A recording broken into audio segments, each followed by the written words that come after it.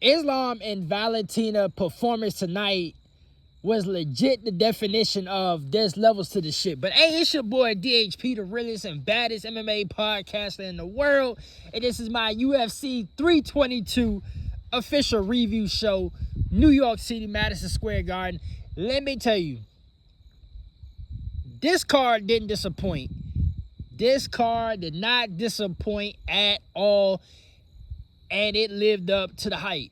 It lived up to not only as potentially card of the year, but by its own standards, Madison Square Garden, it lived up to that hype as well. But yeah, Islam, hey, we got a lot of shit to talk about tonight because Islam and Valentina, they did their thing basically, you know. And I told y'all niggas about Michael Morales and Sean Brady, boy. Go back to the preview show. I've said this was a legit, and I said it again tonight when I was talking, talking to the fam and shit like that about the fights. I'm like, this is a trap fight for Sean Brady. Michael Morales, yeah, I felt like he needed more time to grow and develop, but do not be surprised at all if Michael Morales put the beats on Sean Brady, and that's exactly what happened. But I'm going to go through the main card winners, and then we're going to talk about it because there's a lot of shit to talk about with Islam and everybody else. So, Islam is now the double champ, as DC would like to say. He won a unanimous decision over JDM. Valentina won a unanimous decision over Weili Zhang to retain. Michael Morales TKO'd Sean Brady in the first round. Carlos Paredes with a sick-ass knockout, basically a walk-off knockout in the second round. And then BSD with a crazy-ass sequence to knock out Beneil Dariush. Now, that was pretty much the only, I think out of all the predictions I had on this card, that fight was like the only one I got wrong, basically. And even if you look at the prelims, I got pretty much all the prelims right, other than Malcolm. Malcolm was, that was shocking too. But I mean, it is what it is with Malcolm.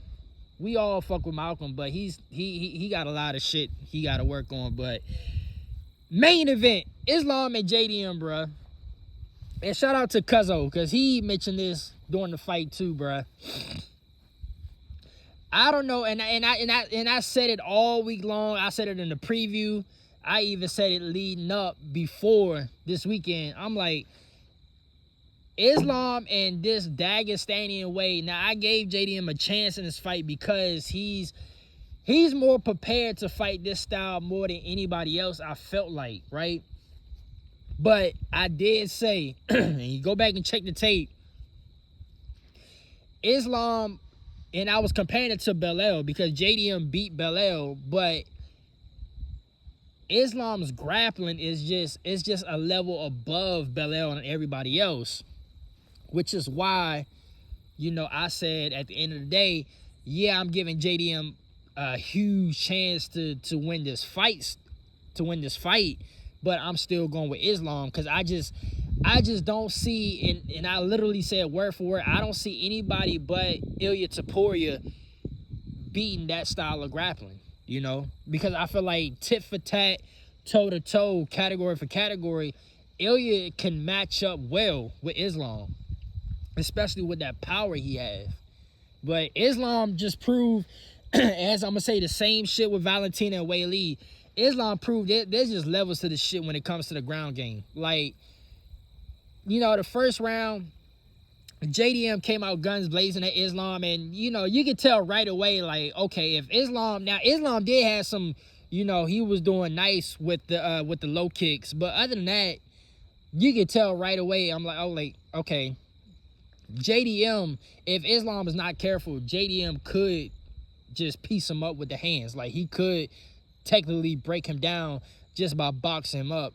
But as we seen with the past couple fights, like especially in the later half of this year, with DDP and Kamzat and BSD and Mauricio Rufy and even Diego and Gene Silva. It's like, or even with Marab and Corey Sandhagen and Marab and these other fights, it's like the grappling, especially this style of just the Dagestani style, excuse me, excuse me, just this Dagestani type style is just so OP. And it's due to two things: Islam's strength and his grip control and his grip strength and technique. Like, Islam has a perfect balance of both grip strength and just strength in general and technique. Right? It's just too OP. Like, JDM, he couldn't. Shout out to Cuzzo again, because he really said this really was like the DDP and Kamzat fight, which you could kind of agree to a certain extent. Islam didn't really take him down that much to the extent that Kamzat did to DDP, but it was kind of like every time Islam, I think JDM only, hold on, let me get a sip of this root beer real quick. I think to a certain degree, not a certain degree, I think JDM only defended like one takedown. I think it was only like one takedown that he successfully defended. But other than that, it's like, and early on he was trying to defend it well, but it's just, Islam is just too powerful. But as the fight went on, we got into the we got, you know, third round and then to the championship rounds. It's like JDM low key, I wouldn't say he low key conceded the position. It's probably like more like he got tired and just gave the position up anyway. But dog, Islam, he's a monster, bro. Like, whether you like him, whether you like the nigga, you hate the nigga, you gotta give Islam his proper respect. Now, as y'all know, and I posted a picture of a story of, you know, what I actually look like. I had a Taporia shirt on, so, you know, I wear my Taporia shirt all around town over here, right? I'm at the point where I want to see this matchup. I need to see this Islam and Ilya Taporia matchup. I have to see it. Now, it is going to be interesting to see where they go from here, because I know all accounts and purposes, Islam said, you know, he has 3 fights left. He named Marty Usman, Shavkat, and I forgot who else he named. But those were the main 2. Hold on. Excuse me. But those were the main two niggas that he called out. And we're going to get through the list later down this card. You know, we're going to talk about the rest of the fights, because now we got some decisions to make. We got some, especially with Michael Morales doing what he did with Sean Brady. And now Michael Morales, more than likely, especially the way he beat Sean Brady, it wasn't like just a close fight and, you know, Michael Morales just caught him and then, you know, rocked him and then he hurt him from there. Michael Morales pretty much dominated that fight. So more than likely, Michael Morales is going to overtake Sean Brady's ranking and potentially be second. If not, depending on what happened on this next card with Ian Gary and Belair, Michael Morales damn well going to be number 1 ranked. I'm pretty much guaranteeing it. But they got some decisions to make with Islam, like where they want to go from here. Do they want to go with Ilya and Islam? Do they grant Islam wish and, you know, giving Marty Usman a chance? You know what I'm saying? But JDM, it's like he put up a good fight. He put up a better fight than what DDP did to Kamzat. But it's just I can't, there's no other words to put it, because I'm gonna sound like a broken record, but there's no other way to put it than it's this style of grappling and wrestling. It's just too OP. Like, JDM did all he can do. He did have some success boxing, inside boxing, in Islam, even when they was in the clinch. JDM has some nice dirty boxing in the clinch going uppercuts in the clinch and then body shots. He had a couple nice shots, but at the end of the day, what can you do when you can't defend a takedown? When you can't defend a takedown against a nigga like Islam, then it don't matter what you do on the feet, right? It's almost like you're gonna have to like get lucky on like a nice counter or something like that, or like something like what Carlos did in the Ian Gary fight. How Ian Gary was dominating Carlos, and then Carlos had one good shot that actually rocked and hurt Ian Gary and completely changed that fight for like the, those like 2 minutes or so. You're gonna need something like that if you can't defend a takedown against somebody like Islam. But y'all gonna hear me say this all through the night, because this is tonight is prime definition of what the fuck we mean by there's levels to this shit. And I'm gonna get to it in the feud with Whaley and Valentina, because it's almost the same thing.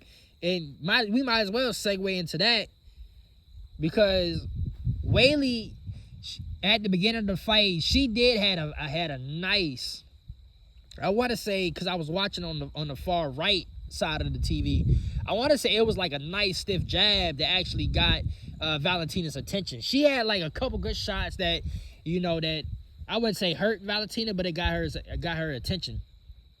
But from that first round on, Valentina pretty much outclassed Whaley and just out-muscled her and just out-grappled her. The shit that Whaley was doing to these women in the strawweight was exactly what Valentina did to Whaley, and what Valentina has done to everybody. Valentina, she just, once again, she showed that there's levels to this shit. It's really clear-cut and simple. Clear-cut and simple. Like, you have the elites, like you have good fighters, you have the elite fighters, and then you have the fighters that they're just levels above the competition. It don't matter what style they have, they always find a way. And Valentina at this point, and I was chopping it up with Cuzzo, Valentina has really, really cemented herself as the clear-cut number 2 women's, especially for UFC in particular. She's really cemented herself and separated herself from everybody else but Amanda Nunes. If you take Amanda Nunes out of the picture, Valentina, hands down, is the best UFC women's fighter to ever put on the gloves and step inside the octagon. But with Amanda Nunes in, Valentina has cemented herself as the clear-cut number 2 women's fighter of all time. From the first round, and yeah, Whaley had a couple good shots, but from the first round on to the last round, it was just pure domination. Striking wise, you can definitely tell Whaley, and I did say Whaley aggressiveness will force Valentina to fight. And Valentina actually, not only, like I said in the preview, she would counter the fuck out of Whaley, but she also was pressing forward on Whaley. So she pretty much played both sides of the striking coin and still dominated Whaley. Like, Whaley didn't have no chance at all. Like, thank God that, for her sake, Whaley is durable, because there was a couple shots where I'm like, damn, if that was anybody else, Valentina would have sat them down. But Whaley is pretty much durable. And I did say this, once again, go back and rewatch the tape. I did say that we can go back and look at that Doug Rose fight, and then we can have, and granted, Whaley did improve from there, but I did say that we can go back and look at that Doug Rose fight, and that could be like a little measurement stick to see how this fight gonna go. And sure enough, it low-key pretty much did, other than, Valentina didn't finish her, and then, Valentina dominated Whaley on the ground. But on the feet-wise, it was, you could damn well say it was kind of like Doug Rose without the finish on the feet-wise.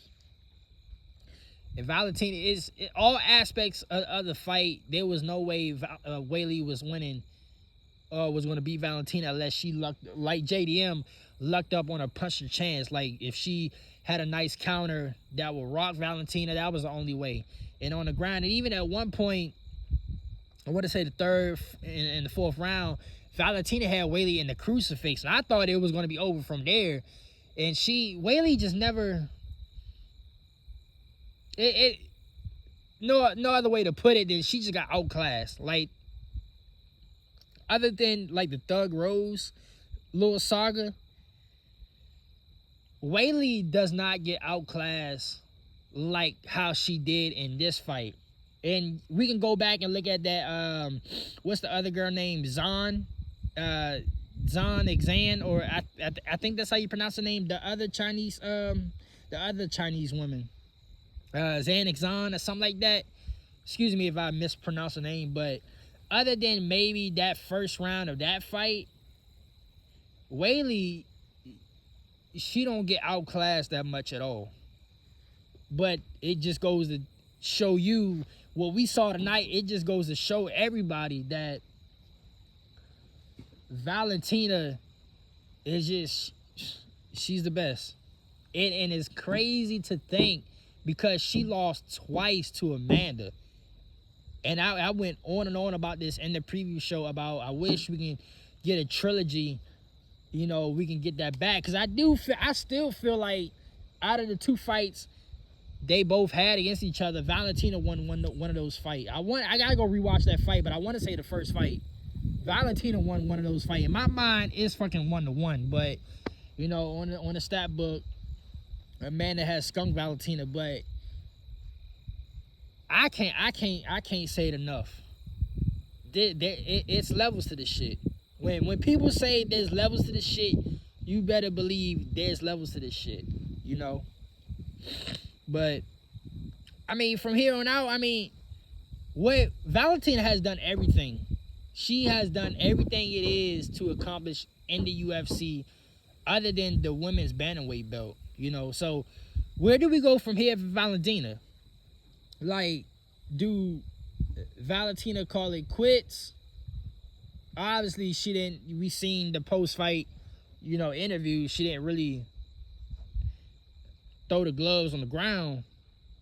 But where do we go from here? Because do we give Valentina the winner of Amanda and Kayla, or what? Because I don't see anybody else in that flyweight. And I might. By the way, y'all know how this is. Instagram, y'all gonna get the chop version. YouTube is gonna get the full version. I gotta talk about the Erin Blanchfield fight because I do feel like if you separate Valentina and Maron Farad, you put them on their own little category. Erin Blanchfield is the best of the rest of the flyweight. But there's things that I saw in this fight with Erin that I'm like, there's no way that she can beat Valentina or even have like a close fight with her. Because even if the fight do get to the ground, which is Erin's, you know, strong suit, Valentina is way, way better. Like, obviously, if she did Weili like how she normally do people. So, like, where do we go from here for Valentina? Like, at this point, we might as well just start, you know, just doing super fights only for Valentina. You know, have like interim, and I don't say this loosely because I hate how title fights, interim title fights is given. But do like an interim title fight with Erin Blanchfield and Maron Farad, and then you have Valentina sit out for Kayla Harrison and you know, Amanda Nunes.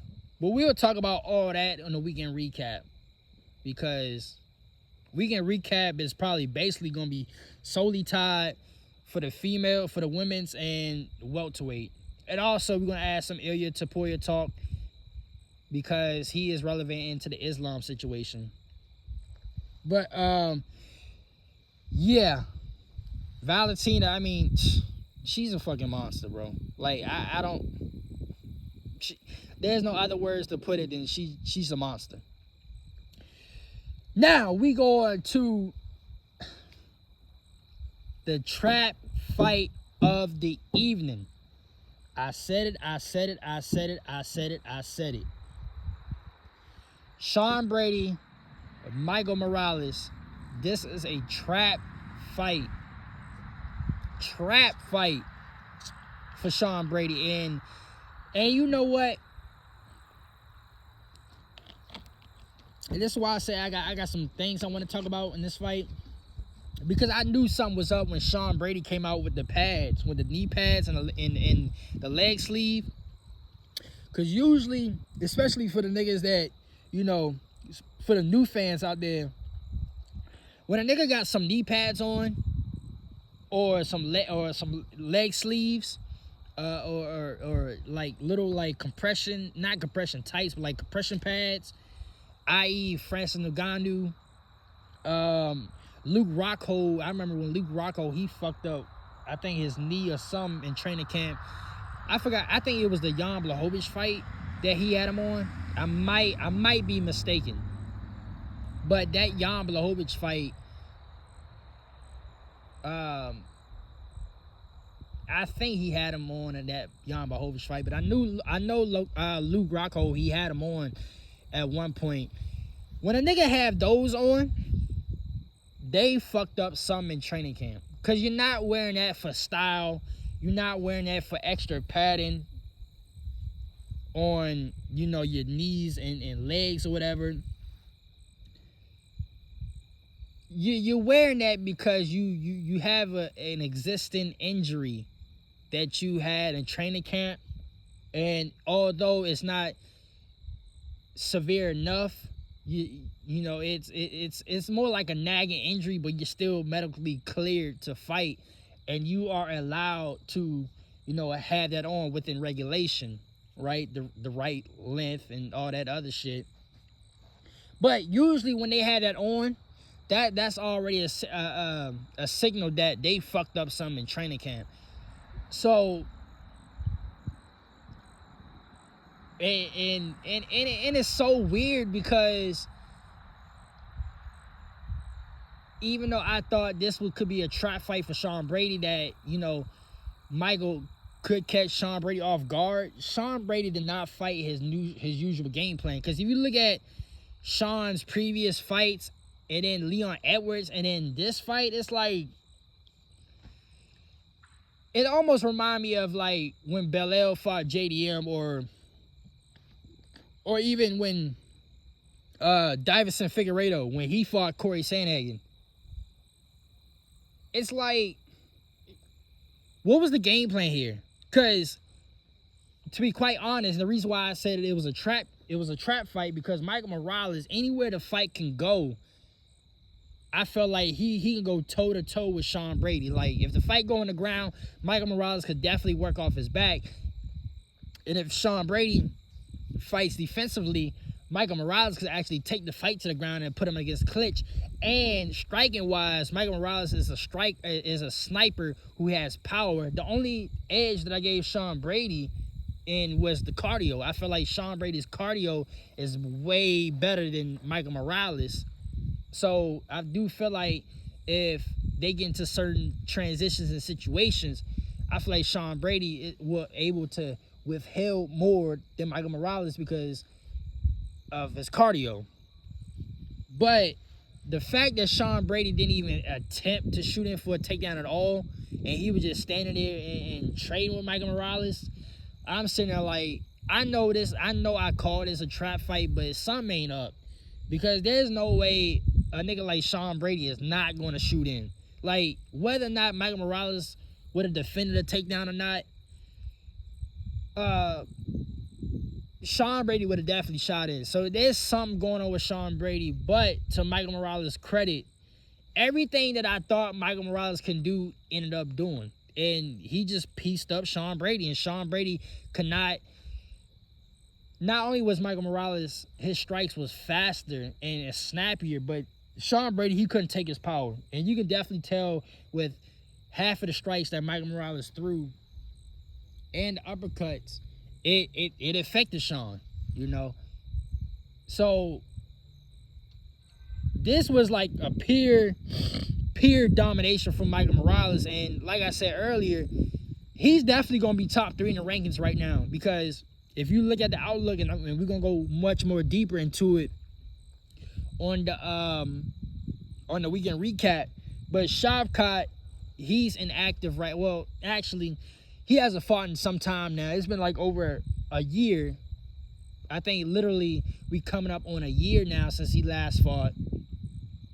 Right? I believe so. I might got to check the date, but I'm pretty sure it's been a whole year, or at least early in the year, he fought Ian Gary, right?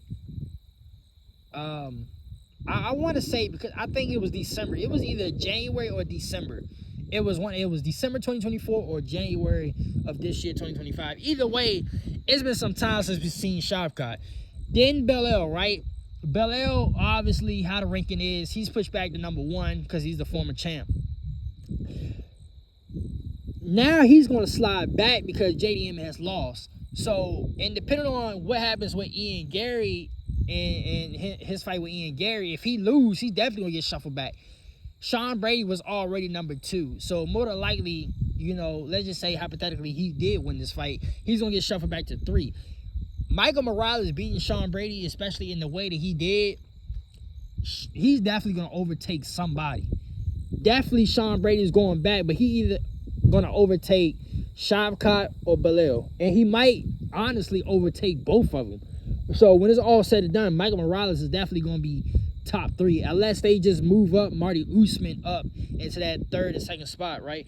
We'll talk about that, talk about the rankings and shit like that more in the weekend recap.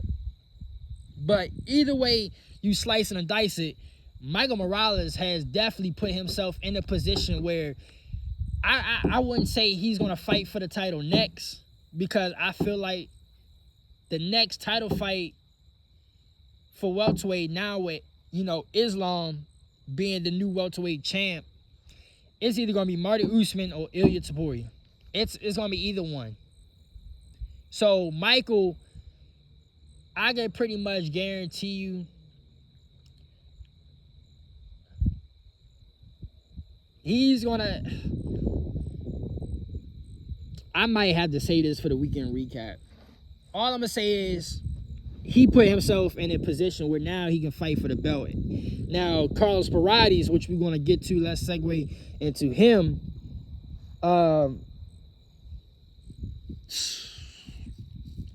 He's not going to get... Now, I know he called for the, you know, for the title, but he ain't going to get the title. He is not going to get the title, especially with Islam. It would be a huge mistake to give Carlos a title shot, especially with Islam as champ. Maybe it would have been a good fight. Stylistically, it would have been a good fight if he was to get a title shot against JDM. But with Islam in the picture, especially now that Islam is the champ, there's no way in hell Carlos Paredes is getting a title shot. Now, I wouldn't even consider it. Like, Carlos, you may got... I'm going to say at most you have 2 fights. You gotta at least come up with 2 more wins.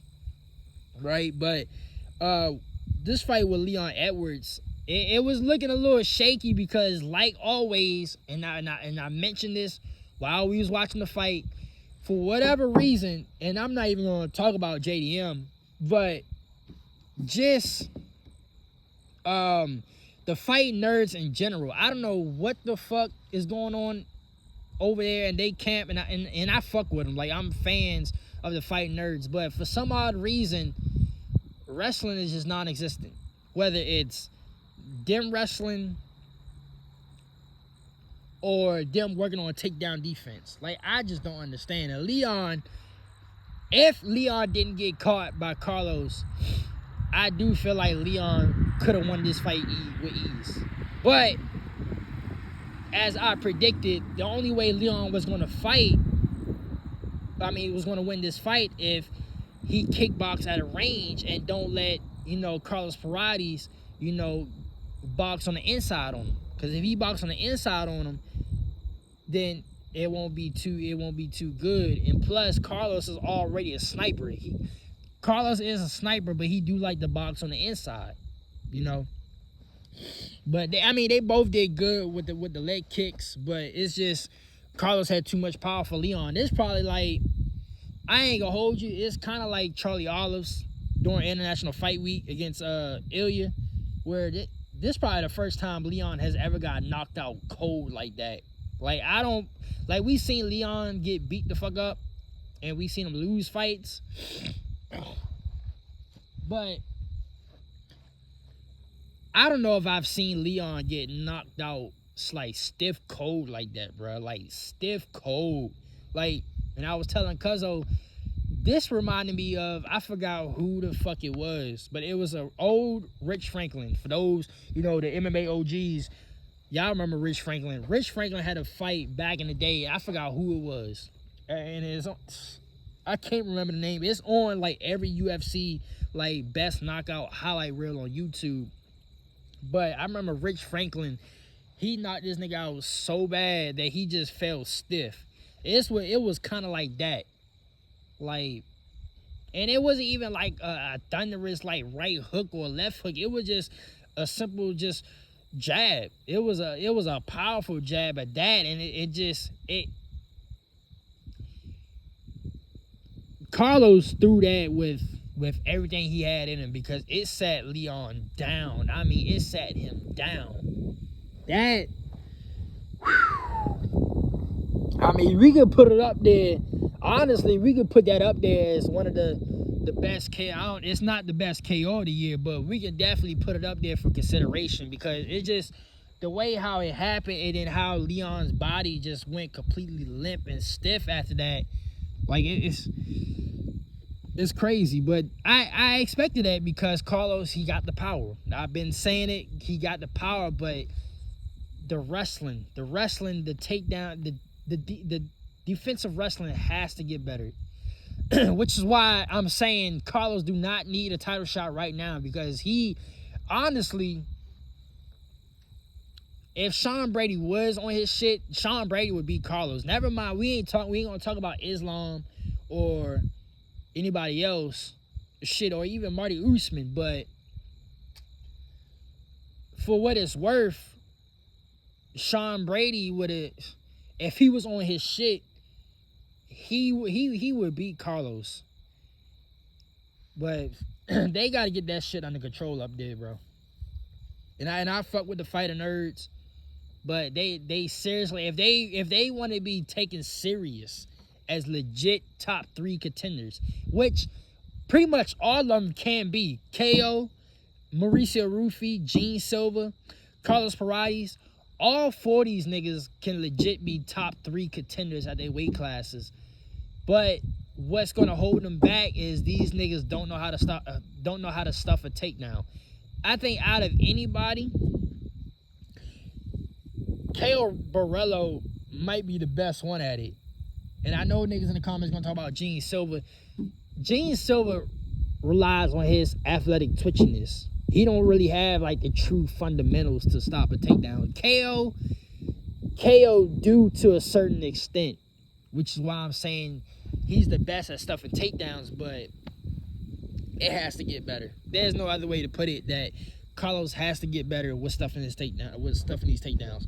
And I'll be going to the opening fight with, you know, Benil Dariush and BSD. That shit was looking good. And, you know, Benil tried to clinch up BSD, gave him some dirty, you know, boxing in the clinch, tried to knee him in the body, and then BSD with a thunderous hook, and he just put Benil just straight out. Now it's really going to get interesting, because now BSD, I believe BSD is going to be inside the top 10 now. He's going to be inside the top 10 now. So it's going to get real dicey now. We can, you know, and I'm going to talk about BSD too on the weekend recap. But now, you know, we can have some, you know, some fun little matchups with BSD now that he's fighting himself, progressing himself at lightweight. I mean, but it ain't really much more to talk about with that. BSD just, you know, the fight started on bang, bang, bang, bang. It was a lot of action early on, and then BSD just caught him, you know. it is what it is. It happens to the best. It happens to the best of them. You know, Benil, he gotta take that on the chin. But I mean, it was a good showing. Honestly, it was a good showing for both, because you really don't see Benil come out gun blazing like that. But BSD, he got the job done. So we're on the lookout to see where he go from here at lightweight.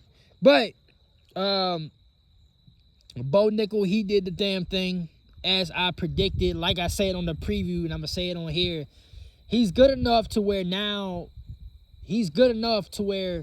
these favorable matchups he's getting, he should beat them with ease, but he's still green enough to where if you give him a nigga that's in the top 10, he's going to get destroyed. So, I mean, I pretty much predicted, you know, he was supposed to beat Rodolfo. RoboCop, that fight right there, I wish he wasn't, you know, trying to take Roman down, because Robo was hurting.